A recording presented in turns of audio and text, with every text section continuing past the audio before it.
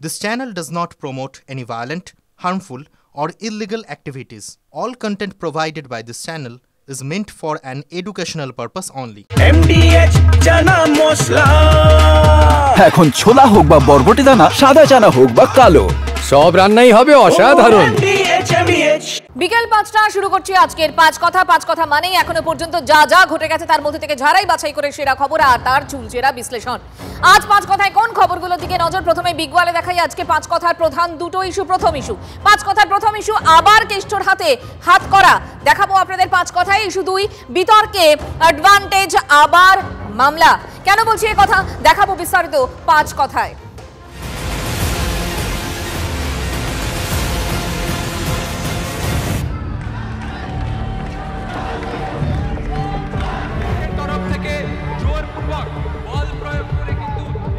রাজ্য সরকারের দুর্নীতি আমাদের লক্ষ্য করে চলে যায়।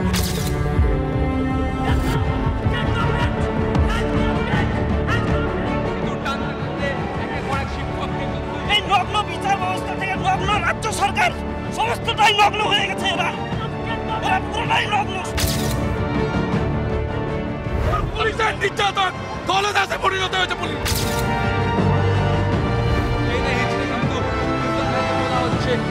এই মুহূর্তে বিকাশ ভবনের সামনে কার্যত রণক্ষেত্রের মতো অবস্থা। তার কারণ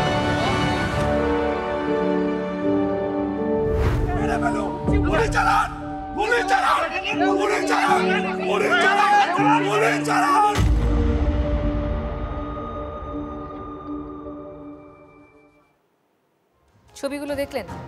অসহায় চাকরিহারাদের আন্দোলন দমাতে কতটা সক্রিয় পুলিশ দেখলেন। চাকরিহারাদের মহা মিছিল, আর সেই মিছিল নবান্নমুখী হওয়ার কথা ছিল, কিন্তু মিছিল জমাট বাঁধার আগেই পুলিশ ধরপাকড় শুরু করলো দেখলেন। ডরিনা ক্রসিং, শিয়ালদা স্টেশন, নবান্ন লাগোয়া হাওড়া, একই ছবি দেখলেন তো। সর্বত্র পুলিশে 6 লাখ চাকরিহারাদের টেনে হিচড়ে প্রেজেন্ট ভ্যানে তুললো পুলিশ। 100-র বেশি আটক করলো। চাকরিহারাদের ধরতে পুলিশ যতটা সক্রিয় বারবার করে দেখালাম আপনাদের, সেই সক্রিয়তা কি বোলপুরে দেখতে পেলাম আমরা? আপনি দেখতে পেলেন? এখানে অভিযোগকারী একজন পুলিশ, বোলপুর থানার আইসি, তাকেই কদর্য ভাষায় গালিগালাজ বীরভূমের তৃণমূল নেতা অনুব্রত মণ্ডলের, আর আইসির মা স্ত্রীকে পর্যন্ত গালিগালাজ। 4টি জামিন অযোগ্য ধারায় মামলা করেছে পুলিশই। তারপরও গ্রেফতার করতে কেন গড়িমসি? শেষ আপডেট, আগামীকাল বোলপুর থানায় তলব করা হয়েছে অনুব্রত মণ্ডলকে। নোটিশ ধরিয়ে এসেছেন বোলপুর থানার এক পুলিশ কর্মী। বীরভূমের এসপি অমনদীপ নিজেই বলেছেন 2 দিন আগের ঘটনা। তাহলে এই কালক্ষেপ কেন? প্রভাবশালী তৃণমূল নেতা বলে তাই পুলিশ দেরি করছে? ভাবুন, এটা যদি আমার আপনার সঙ্গে হতো, মানে পুলিশের সঙ্গে যদি আমরা এইভাবে কথা বলতাম, তাহলে এই কালক্ষেপ করা হতো তো?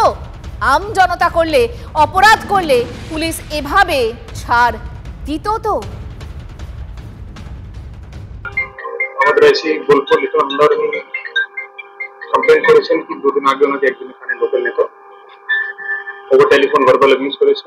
রিগার্ডিং দ্যাট এই ঘটনার ক্ষেত্রে আমরা একটা এফআইআর স্পেসিফিক স্টার্ট করেছি, অ্যান্ড তারপরে আমরা এই ঘটনাতে যত স্ট্রং লিগ্যাল অ্যাকশন নেওয়ার দরকার আছে সেটা আমরা নিচ্ছি।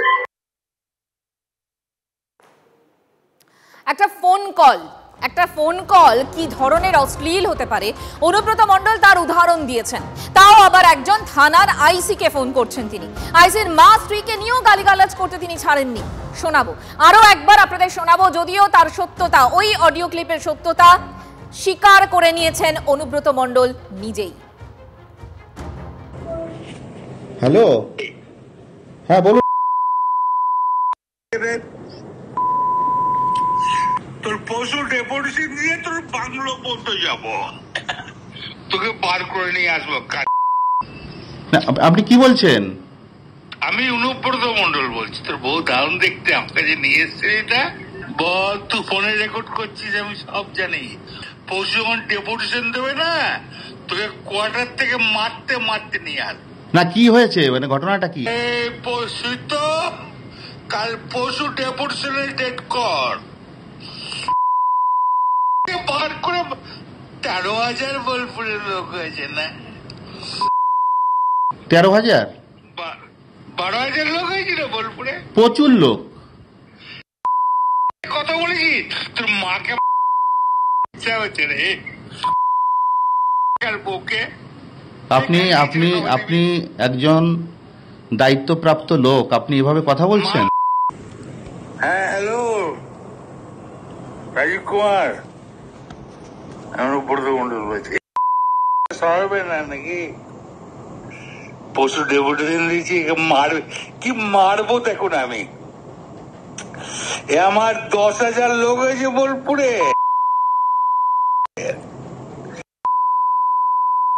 10,000 12,000 লোক হয়েছে। ওর চুলের মুঠি ধরে করে আমি বার করে নিয়ে আসবো ওখান থেকে। যা তোর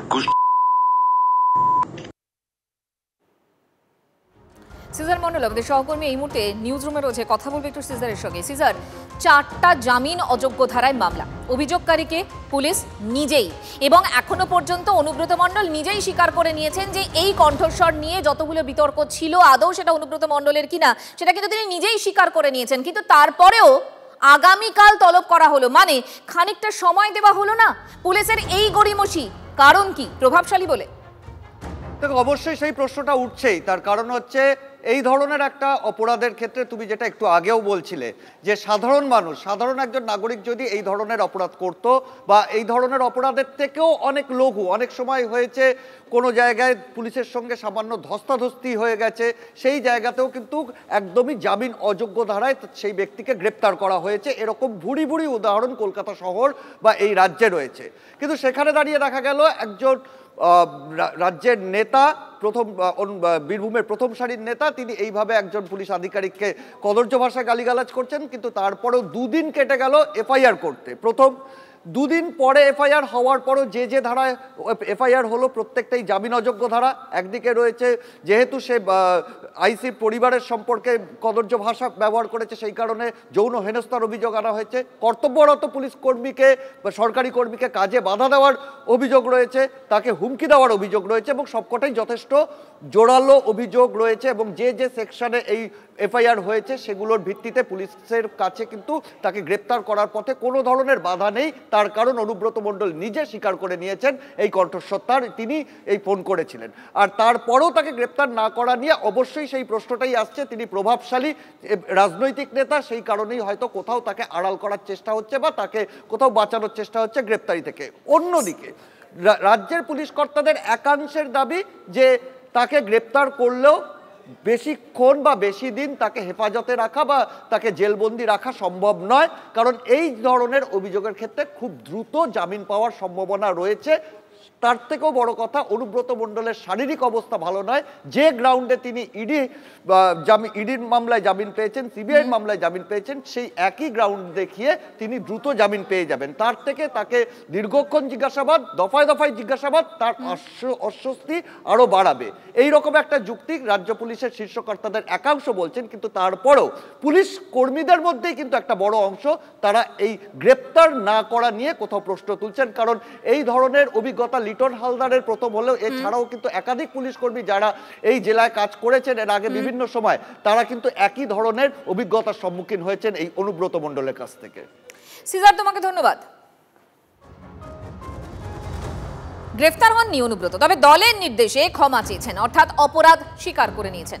আইসিকে কদর্য ভাষায় হুমকি করা বার্তা দিয়ে দলের 4 ঘন্টা ডেডলাইনের পর অবশেষে ক্ষমা চাইলেন অনুব্রত মণ্ডল।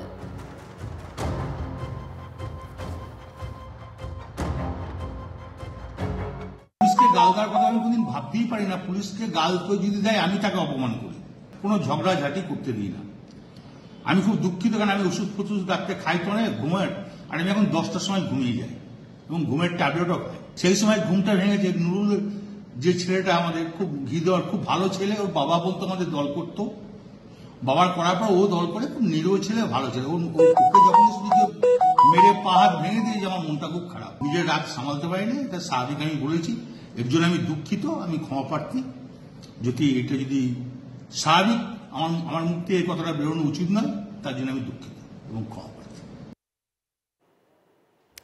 অনুব্রত মণ্ডল বলছেন বটে যে কথা বলা তার উচিত হয়নি, দল কিন্তু করা, সে বার্তা পরিষ্কার করে দিয়েছেন। দলের তরফ থেকে কি বলা হচ্ছে কুণাল ঘোষ শুনবো, একই সঙ্গে পাল্টা সুকান্ত মজুমদার তারা কি বলছেন, তারা কি ভাবছেন, সেটাও আপনাদের শোনাবো।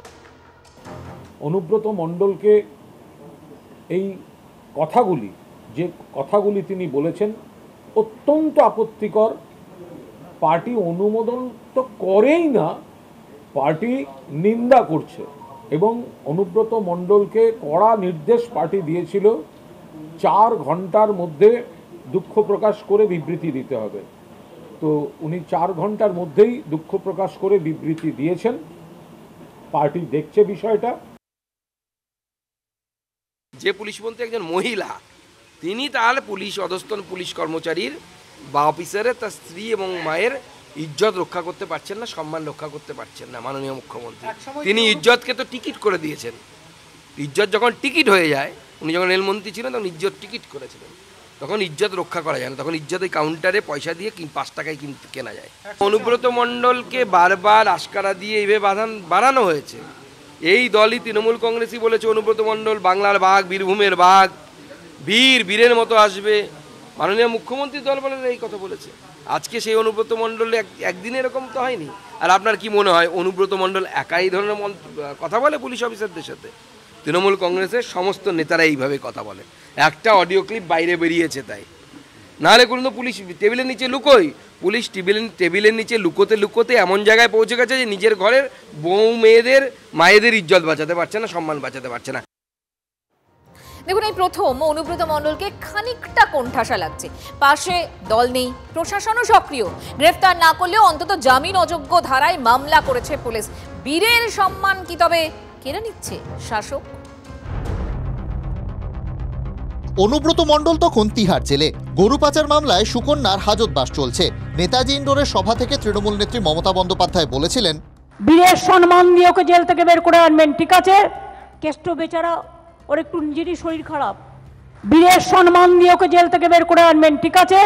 জেল ফেরত অনুব্রতকে কি আদৌ বীরের সম্মান দিল তৃণমূল, নাকি অবশেষে কৃতকর্মের ফল টের পাচ্ছেন অনুব্রত?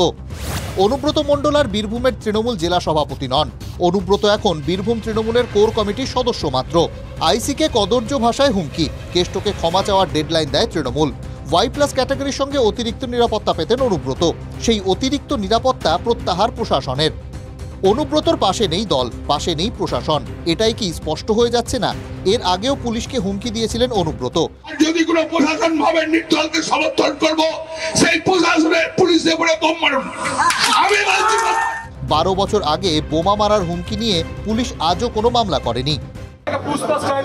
হোগা দেখলেন তৃণমূলের কর্মী হচ্ছে মাগুর মাছ আর চ্যাং মাছ, পালাতে জানে না, মরতে জানে না, ঠিক টাইমে বেরিয়ে পড়ে। হোগা দেখলেন। এবার পুলিশ সক্রিয়। ফোনে বোলপুর থানার আইসিকে কদর্য ভাষায় হুমকির অভিযোগে 4টি জামিন অযোগ্য ধারায় মামলা পুলিশের। ধারা 75 যৌন হেনস্থা, ধারা 132 সরকারি কর্মচারীকে কাজে বাধা, ধারা 224 সরকারি কর্মচারীকে হুমকি, ধারা 351 হুমকি।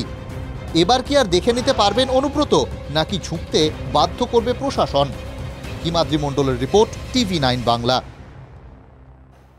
এবার চাকরি বিতর্কে নজর রাখবো। স্কুল সার্ভিস কমিশনের শিক্ষক নিয়োগের বিধি বিজ্ঞপ্তি ঘিরে নয়া বিতর্ক।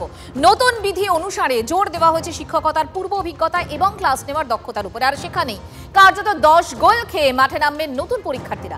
আর চাকরিহারা শিক্ষকরা ন্যূনতম নাম্বার অর্থাৎ কাট অফ মার্কস পেলে তবেই সুবিধাজনক অবস্থায় থাকবেন, তাই নতুন করে পরীক্ষা দিতে চাইছেন না তারা। স্কুল সার্ভিস কমিশনের শিক্ষক নিয়োগ পরীক্ষার আগে নতুন বিধি প্রকাশিত হলো। বৃহস্পতিবার রাতে নবম, দশম ও একাদশ দ্বাদশে শিক্ষক নিয়োগে বিজ্ঞপ্তি সামনে এসেছে, যা নিয়ে ইতিমধ্যেই নতুন বিতর্কের জন্ম নিয়েছে। মঙ্গলবারই নবান্ন থেকে মুখ্যমন্ত্রী ঘোষণা করেছিলেন চাকরিহারা শিক্ষকদের বাড়তি সুবিধা দেওয়া হবে।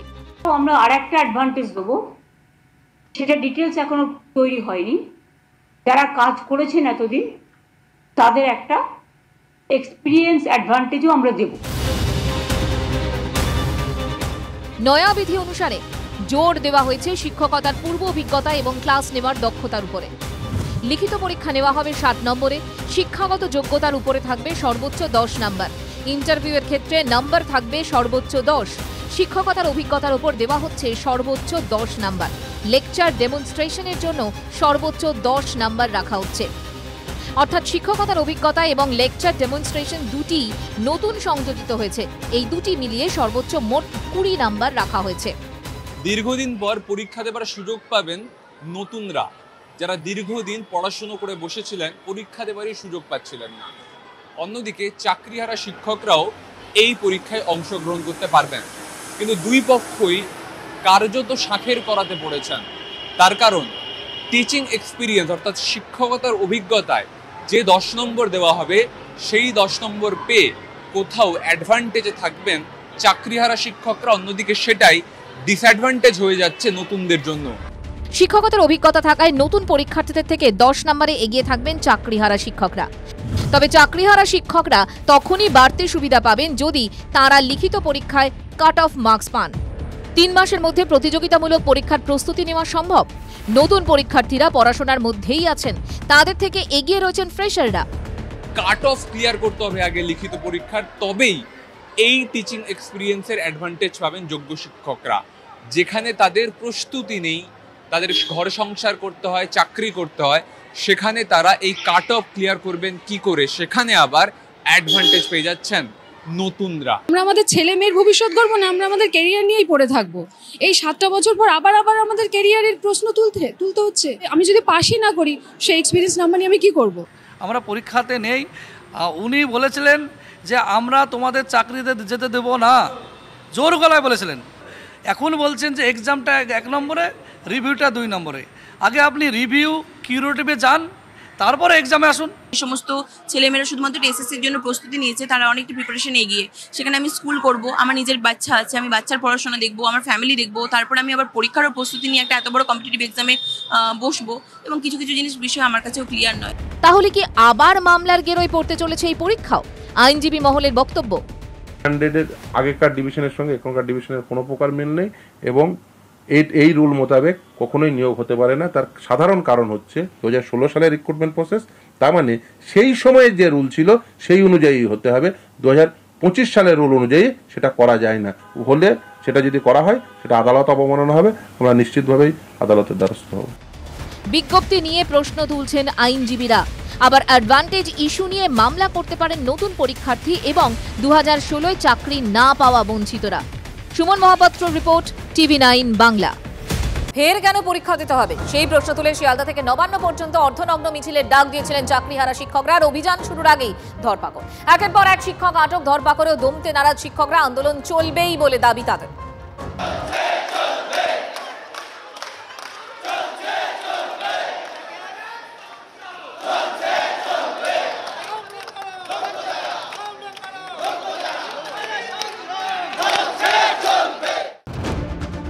শিয়ালদহ থেকে ডোরিনা ক্রসিং, বিকাশ ভবন চত্বর, নবান্নমুখী চাকরিহারাদের ধরে ধরে প্রেজেন্ট ভ্যানে তোলে কলকাতা পুলিশ।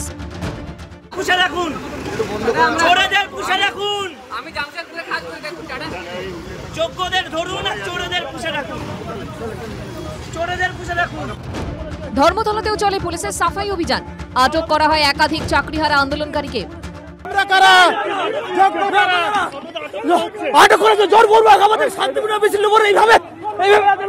আমরা কোনো অপরাধী নই, এখানে যে ধরছে মনে হচ্ছে অপরাধী, আমরা কোনো অপরাধী নই।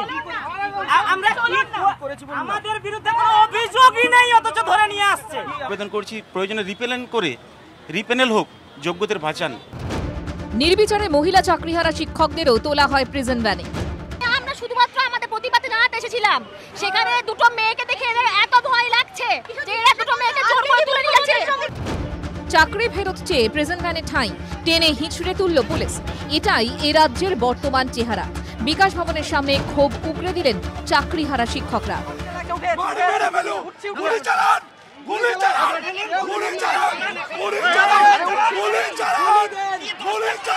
সমাজে গেলে বিভিন্ন জন বিভিন্ন প্রশ্ন করছে, সেই বিভিন্ন প্রশ্নের উত্তর দেওয়া আর এখানে উলঙ্গ হয়ে থাকা একই রকম। উলঙ্গ সরকারের জন্য, উলঙ্গ বিচার ব্যবস্থার জন্য আজকে উলঙ্গ প্রতিবাদ চলবে। পুলিশের দাবি জমায়েতের নাকি কোনো অনুমতি ছিল না, সে কারণেই ধরপাকড়। পুলিশের সাথে ধস্তাধস্তি করেছে, ধাক্কাও দিয়েছে, এবং পুলিশের কাজ করতে গেলে যদি আমরা বাধাপ্রাপ্ত হই, আমরা নেসেসারি অ্যাকশন নিয়েছি। পুলিশি ধরপাকড়ের তীব্র প্রতিবাদ জানিয়ে বিজেপির দাবি। এই রাজ্যকে মাননীয় মুখ্যমন্ত্রী পুলিশ স্টেটে পরিণত করে দিয়েছে। এইভাবে গণতান্ত্রিক অধিকার কেড়ে নেওয়া যায় না। আমরা এর তীব্র প্রতিবাদ জানাচ্ছি। প্রয়োজনে ভারতীয় জনতা পার্টি আগামী দিনে রাজ্য সরকারের এই অগণতান্ত্রিক যে আচরণ এর বিরুদ্ধে আন্দোলনে নামবে। মুখ্যমন্ত্রী কিন্তু এটা পরিষ্কার করে দিয়েছেন যে আমাদের কোর্টের অর্ডার মানতে হবে। মাননীয় সুপ্রিম কোর্ট যে অর্ডার দিয়েছেন সেই অর্ডার মানতে হবে। আমাদের রিভিউ পিটিশন পেন্ডিং আছে, কিন্তু তার মধ্যে যে অর্ডারটা দিয়েছেন সেটাকে তো আমরা মান্যতা দেব।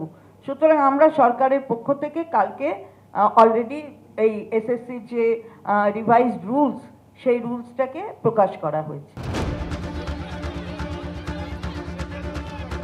চাকরি চেয়ে আগে জুটেছে পুলিশের মার লাঠি, এবার প্রিজন ভ্যানে। তবুও কি ফেরত পাওয়া যাবে যোগ্য চাকরি, উঠছে প্রশ্ন। Bureau report, TV9 Bangla. বাহ, এবার রয়েছে স্বাদ। হ্যাঁ, অপূর্ব স্বাদ। MDH এর চাঙ্কি চাট মশলা, জীবনে আসল স্বাদ জাগলো। আসল মশলা, yes, MDH।